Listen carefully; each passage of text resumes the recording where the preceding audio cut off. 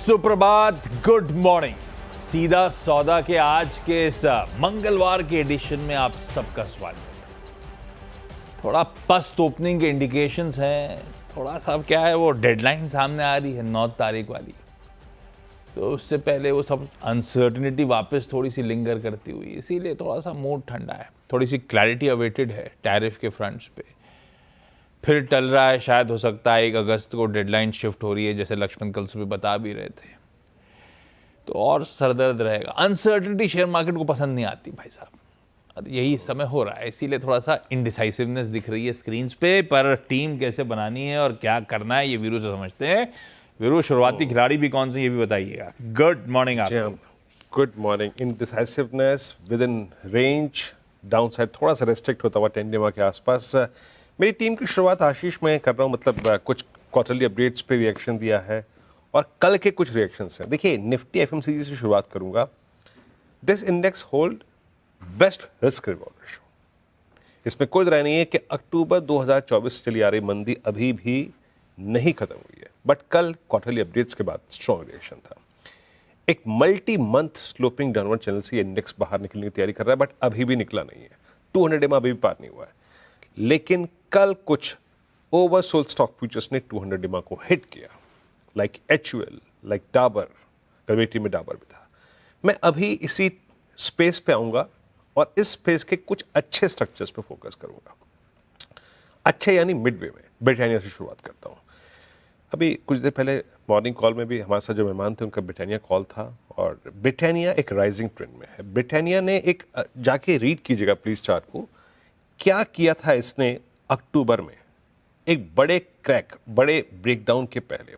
इसका फ्लैग का ब्रेकडाउन था 6 नवंबर को, प्राइस था करीब करीब 5338 को, इसने वो पार किया। प्लस अब ये उस फ्लैग के ब्रेकडाउन पॉइंट को, यानी उस दिन जब 20 डेमा टूटा था, वो यही प्राइस था 5880, उसको क्रॉस करता हुआ। और अगर आप सिर्फ पिछले 2 महीने के प्राइस पर फोकस करें तो एक राइजिंग चैनल में ट्रेड कर रहा है, एंड इट सीम्स कि उस राइजिंग चैनल को भी ये ब्रेक करने वाला है। याद रखिएगा, कॉन्फिडेंस कब तक है? कॉन्फिडेंस तब तक है क्योंकि जब तक 5820 5830 मेंटेन्ड है। अगला सप्लाई जोन इसका आता है 6000 से करीब 6120 के जोन में। तो शुरुआत कर रहा हूं ब्रिटानिया से। पर एक चीज याद रखिएगा, एफएमसीजी का मोमेंटम कंटिन्यू करना चाहिए, ये बहुत जरूरी है। Apollo hospitals health care space में स्ट्रांग मूव था। इसने 2 स्विंग हाई पार किए, 6 जनवरी का और साथ ही साथ 12 नवंबर का। अच्छी शॉर्ट कवरिंग थी, हालांकि जिस पैमाने की मैं एक्सपेक्ट कर रहा था उस वक्त वैसी नहीं थी, बट स्टिल चार्टिकली स्ट्रांग है। तब तक स्ट्रांग रहेगा जब तक कि ये करीब करीब आप समझ लीजिएगा कि 7510 के जोन को होल्ड कर रहा है। बट इसने ऑलरेडी एक ब्रेकआउट दिया ही है, तो उस पर ट्रस्ट करते हैं। तो शुरुआती 2 स्टॉक्स आशीष, एक ब्रिटानिया और एक हेल्थ केयर स्पेस से अपोलो। बताइए आपने टीम कैसे बनाई? हाँ, कपड़ों पे फोकस करते हैं। हालांकि मुझे पता नहीं कितना पॉजिटिव रब ऑफ आएगा, क्योंकि ट्रम्प साहब ने, अच्छा मैंने गोकुलदास, 2 ही टॉर्च बेयरर्स हैं ग्लोबली जो रिनाउंड हैं, एक गोकुलदास एक्सपोर्ट्स है, एक KPR मिल्स है। इन दोनों के साथ रखता हूँ इन ग्रीन। कल शाम हम प्राइमरली टेक्सटाइल्स और अपैरल्स में कंपीट, सबसे बड़ा प्लेयर तो चाइना है, उस पर तो गाज गिर चुकी है। Otherwise Bangladesh, Vietnam, south Korea, Thailand, ये सब कॉम्पिटिटर्स हैं इस लैंडस्केप में हमारे। कल जो टैरिफ इंपोजिशन हुआ है उसमें बांग्लादेश की टैरिफ 35% पे, साउथ कोरिया 25%, थाईलैंड 36% वो अनाउंस कर दी गई। वो ग्रिड बना हुआ स्क्रीन पे आ भी रहा है। ये ज़्यादातर हमारे टेक्सटाइल कॉम्पिटिटर्स हैं जिनकी टैरिफ्स के अपडेट्स हैं। अगर तो, क्योंकि अब ये फाइनल नहीं है, ट्रम्प साहब ने दे तो दाग तो दिया गोला, उसके बाद बोला ना 1 अगस्त तक अभी भी विंडो खोलिए, 1 अगस्त से लगाएंगे। ये हो सकता है अभी भी नेगोशिएशंस हो रहे हो। हम इनसे अगर स्वीटर डील ला पाए यूएस के साथ, तो अपनी कॉम्पिटिटिव एज बढ़ रही होगी। मैं इन दोनों टेक्सटाइल प्लेयर्स को स्क्रीन्स पर रख रहा हूं।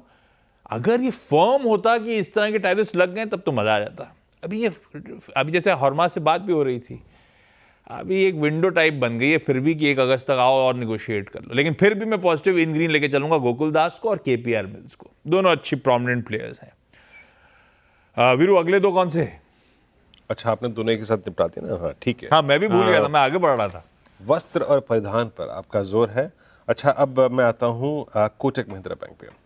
कोटक के मेरे को जो क्वार्टरली अपडेट्स वो अच्छे लग रहे हैं। यहाँ पे टोटल डिपॉजिट्स करीब 13% बढ़े वाई बेसिस पे, करीब 4.92 ट्रिलियन, और कासा करीब 4%, और नेट एडवांसेस यहाँ पे करीब 14% बढ़े।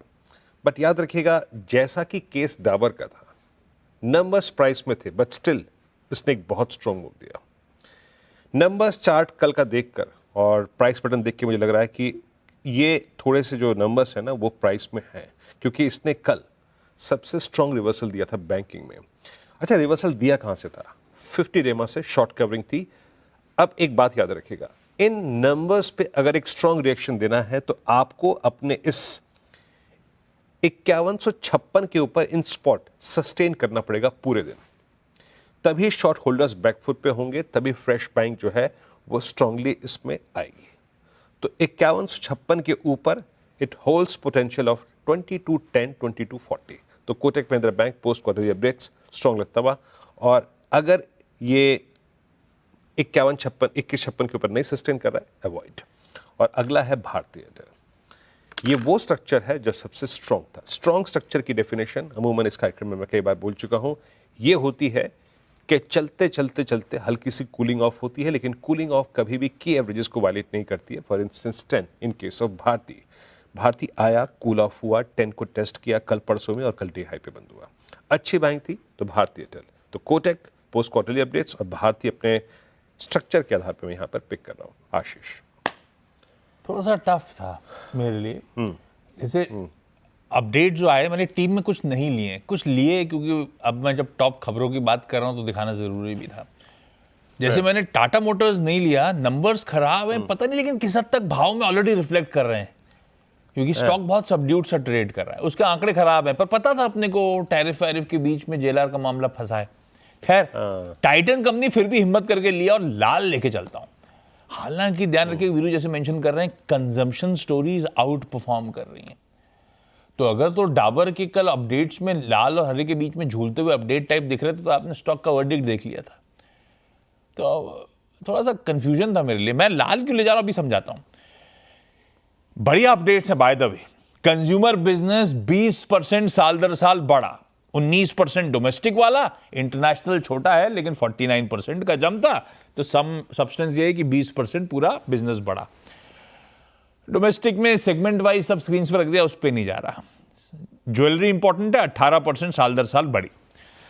अब वो कह रहे हैं कि डिसेंट परफॉर्मेंस है क्योंकि कंज्यूमर सेंटिमेंट्स इंपैक्ट हो रहे थे गोल्ड प्राइस वॉलेटिलिटी के बीच। सही बात है, अच्छा मूव्स मिले, अच्छा धंधा मिला अक्षय तृतीया में। अक्षय तृतीया कब आई थी?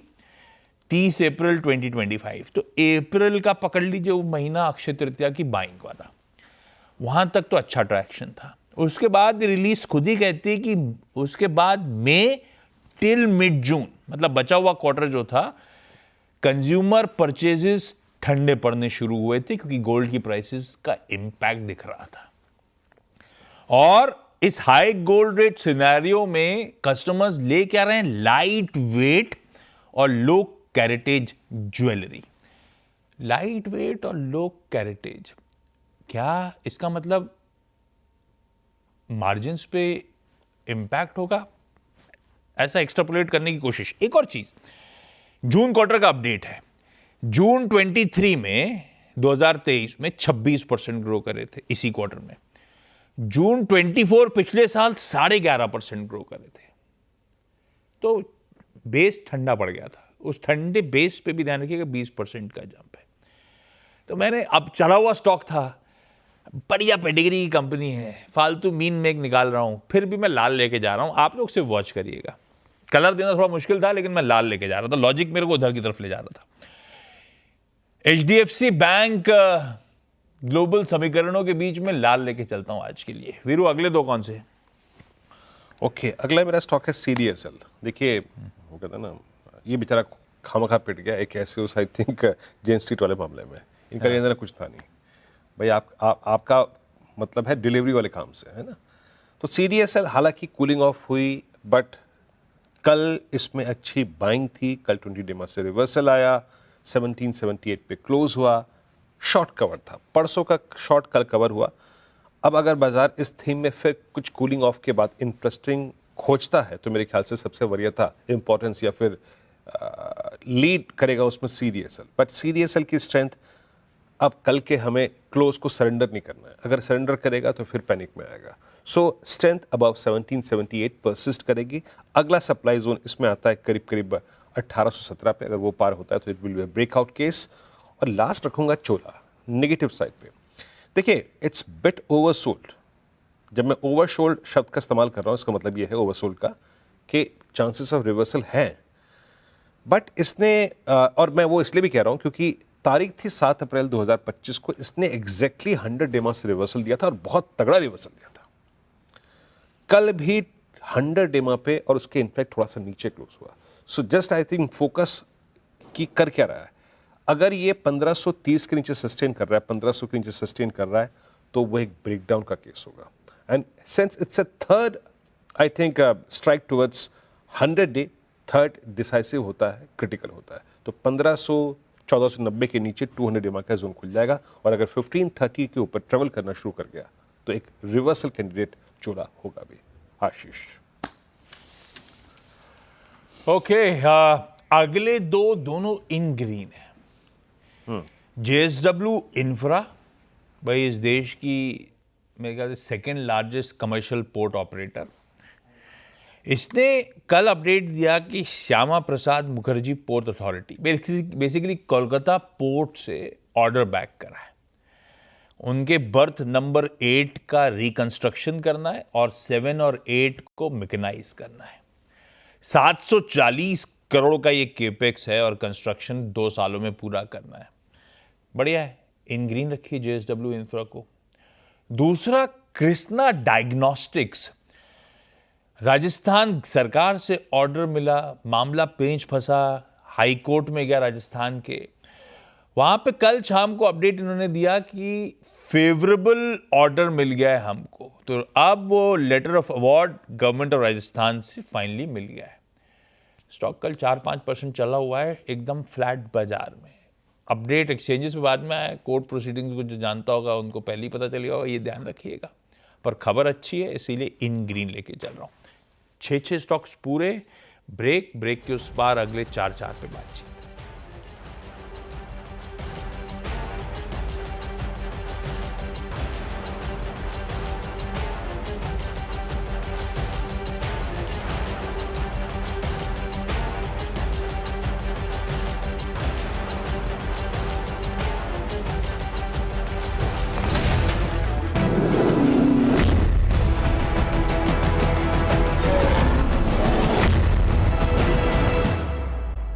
फिर से स्वागत है। मेरा अगला स्टॉक आपकी स्क्रीन पे है, दैट्स डिलीवरी। कल 396 पे डे हाई पे क्लोज हुआ, अच्छी बाइंग थी। अब नोट करने वाली बात क्या है, प्लीज जाके चार्ट पे थोड़ा सा 13 दिसंबर के प्राइस को देखिएगा। शॉर्ट कवरिंग 13 दिसंबर का स्विंग हाई यहीं परसिस्ट करता है, यानी 396 to 404 एक सप्लाई जोन है। बट अगर पार हुआ तो अच्छा मूव यहाँ पर आएगा। मैं इसको इसलिए भी प्लेस कर रहा था क्योंकि इसमें कुछ बड़े पॉजिटिव क्रॉसओवर्स हैं। पॉजिटिव क्रॉसओवर्स देखते हैं हम 250 का, 150 का, तो कुछ बड़े क्रॉसओवर्स हैं। बट याद रखिएगा 397 to 404 in spot a major supply zone. और उसके बाद है HL ने कल एक स्ट्रॉन्ग क्लोज दिया, एक ऐसे वक्त जब BL ने कल अपना 10 डेमा वायलेट किया। BL ने भी कल 10 डेमा वायलेट करके पोजीशन थोड़ा सा खराब कर दिया, but at the same time HL अच्छा कर रहा था शॉर्ट कवरिंग, हालांकि फ्रेश बाइंग नहीं थी। दो चीज़ें हुई, a close above 20 plus a close above 5000 के साइकोलॉजिकल लेवल। हालांकि 5000 पे भी पुट राइटिंग नहीं है, बट 5020 के ऊपर अगर सस्टेन करता है तो केस यहाँ पर करीब 5150 5170 का बन जाएगा। आशीष। अच्छा, शोभा लिमिटेड को ग्रीन लेके जा रहा हूं। अच्छा क्वार्टरली अपडेट है, सेल्स वैल्यू Q-on-Q 13% का इंप्रूवमेंट है। बाकी डिटेल स्क्रीन पर आएंगी। एवरेज रियलाइजेशन Q-on-Q 22% इंप्रूवमेंट है। साल दर साल भी बुरे नहीं थे, लेकिन Q-on-Q हाईलाइट बन रहा था मेरे लिए, इसलिए मैंने मेंशन कर दिया। दूसरा, महिंद्रा एंड महिंद्रा को इन ग्रीन लेके जा रहा हूं। चला हुआ है, ईयर हाइस के आसपास खड़ा हुआ है, पर वो मोमेंटम लग रहा है अभी भी इंटैक्ट है। जब बिक्री के आंकड़े बाकी सबके फ्लैटिश से आ रहे हैं, इन्होंने जून सेल्स भी कहा है कि 14% साल दर साल बढ़ी है। प्रोडक्शन तो खैर 20% बढ़ा है, इनकी काफी सारी गाड़ियों की वेटिंग पीरियड है तो वो भी अच्छी बात है, लेकिन जून सेल्स अपने आप में 14% का इंप्रूवमेंट है साल दर साल। तो मोमेंटम इंटैक्ट है, पर चला हुआ स्टॉक है, सिर्फ वॉच पे रख के छोड़ दीजिएगा। वैसे गाड़ियों से याद आया वीरू, एक जमाना था टाटा मोटर्स की ईवी जो है हर जगह दिखती थी। ऑफ लेट पता नहीं क्या हुआ है, हमारी सोसाइटी में रोड पे नोटिस करता हूं एमजी की एक विंसर आई है ईवी। एमजी विंसर, हाँ। भाई साहब इतनी भरी हुई है हमारी सोसाइटी, अब वो टाटा दिखनी बंद हो गई एकदम से मुझे। इतना, हालांकि अनलिस्टेड स्पेस हो गया, लेकिन गजब ट्रैक्शन हो रहा है उस विंडसर का, और लगती भी अच्छी है। हमारे भी ये वही है ना, आगे बड़ा ज्यादा अच्छा सा sales एलईडी है पैनल उसकी। दिया हुआ है इसमें, है ना। हाँ। थोड़ा सा एलईडी पैनल है ना, गजब। पार्किंग लॉट्स में आजकल भरी हुआ, रोड पे मैं नोटिस कर रहा हूँ विंडसर बहुत चल रही है। बहुत चल रही है, हाँ। खैर, अगले दो स्टॉक्स कौन से? अगले दो stocks full and final Ashish, KFin Tech, इसको मैंने नेगेटिव साइड पे प्लेस किया है और मोमेंटम वाला स्टॉक था लेकिन कोलैप्स हुआ है। कल 20 डेमा के नीचे क्लोज हुआ, बट याद रखिएगा वीकनेस परसिस्ट करेगी 1270 1280 के नीचे, और अगर इसके नीचे परसिस्ट करा 1262 के नीचे, तो इसमें जिस प्रकार की कल शॉर्टिंग हुई है, मेगा शॉर्टिंग, 8% हुआ, बिल्डअप हुआ, trajectory of 1210 is open for KFin Tech. और लास्ट है पीएनबी। याद रखिएगा निफ्टी बैंक की तुलना में निफ्टी पीएसयू बैंक इंडेक्स अभी भी वेल प्लेस्ड है, एक मल्टी मंथ ब्रेकआउट की तैयारी कर रहा है। पीएनबी में कल बाइंग अच्छी थी, 1112 पे क्लोज हुआ और करीब 112 पे क्लोज हुआ, माफ कीजिएगा, और डे हाई पे क्लोज हुआ। अच्छी शॉर्ट कवरिंग थी फ्यूचर एंड ऑप्शंस में, प्लेसमेंट अच्छी लग रही है। तो मात्र एक बैंक जिस पे थोड़ा ट्रस्ट कर रहा हूँ वो है कोटक के बाद पीएसयू बैंकिंग बास्केट में पीएनबी। आशीष, अच्छा, दो और स्टॉक्स कैश के, बहुत ज्यादा खबरों का फ्लो नहीं है। दो छोटी कंपनियां जो आमतौर पर डिस्कशन में आती है उनको मेंशन करता हूं। हालांकि जब मैं छोटी कह रहा हूं तो एक बात ध्यान रखिएगा, ये दोनों कंपनियां 5000 करोड़ रुपए मार्केट कैपिटलाइजेशन से बढ़ी हैं। सिंधु ट्रेड लिंक्स ये कह रहे हैं कि हमारी बोर्ड मीट शेड्यूल्ड है, हम बोर्ड में डिस्कस और अप्रूव करेंगे लिथियम और रेयर अर्थ माइनिंग की एक्सप्लोरेशन अपॉर्चुनिटीज, ऑन रेडार रखते हैं। Refex industries, Sindhu trading 5000 crore रुपए प्लस की कंपनी है। रिफेक्स इंडस्ट्रीज भी मेरे ख्याल से 5700 5800 करोड़ रुपए की मार्केट कैपिटलाइजेशन वाली कंपनी है। ये कह रहे हैं कि एक स्टेट जेनको से, जनरेशन कंपनी से, एक प्रोमिनेंट स्टेट जेनको से 3 साल के टेन्योर के लिए हमें कॉम्प्रिहेंसिव ऐश डिस्पोजल और फ्लाई ऐश सिस्टम्स मेंटेन करने का ऑर्डर मिला है 250 करोड़ का। नहीं, रिफेक्स इंडस्ट्रीज दिखाइए, ये दोनों रेडार पर रखिए। कैश के स्टॉक्स हैं, हाँ थोड़ा सा खबरों के चलते इन ग्रीन दोनों, ये आ गया, ठीक बात। 10 स्टॉक्स पूरे, ब्रेक के उस पार टीम्स का एक क्विक रैप अप।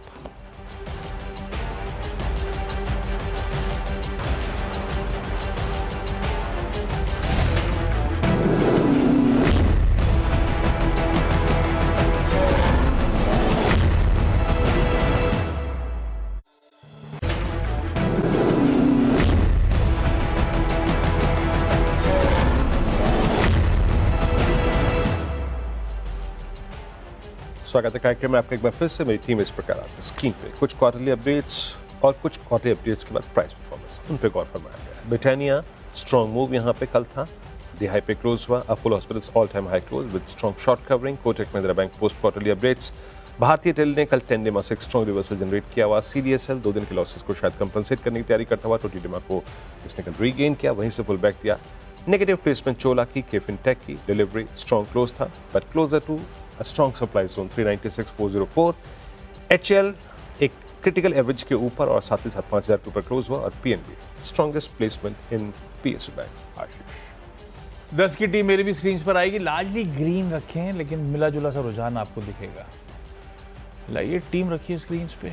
एक तो टाइटन मैंने लाल रखा है, हालांकि updates on the face of it उतने खराब नहीं थे। एचडीएफसी बैंक रेड रखा, otherwise Gokuldas, KPR, JSW infra, Krishna diagnostic, Sobha, M&M, Sindhu trade links और रिफेक्स इन ग्रीन रखे।